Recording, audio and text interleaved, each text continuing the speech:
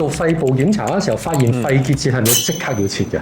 其實好多朋友一聽到肺結節呢3個字，個心即刻嚟一嚟，係佢就聯想到我個肺生嘢，係生嘢就聯想到生 cancer。我哋需要提高警覺，但係又冇必要過度恐懼喎。嗱、需知道肺結節呢3個字咧，本身唔係一個病名嚟㗎。嗱，佢只係一個影像學上面嘅描述。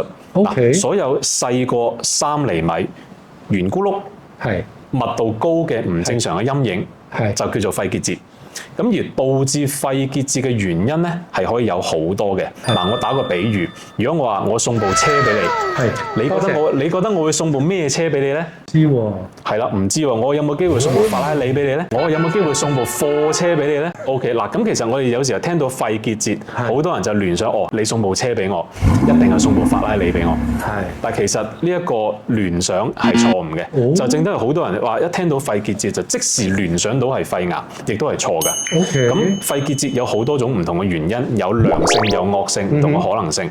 癌症只係其中一種可能性。OK，就好似話我送部車俾你，法拉利係一個可能性，貨車又係一個可能性，或者手推車，手推車又係一個可能性。咁點解你即時會聯想到我會送部法拉利俾你先？我諗多咗，諗多咗咯。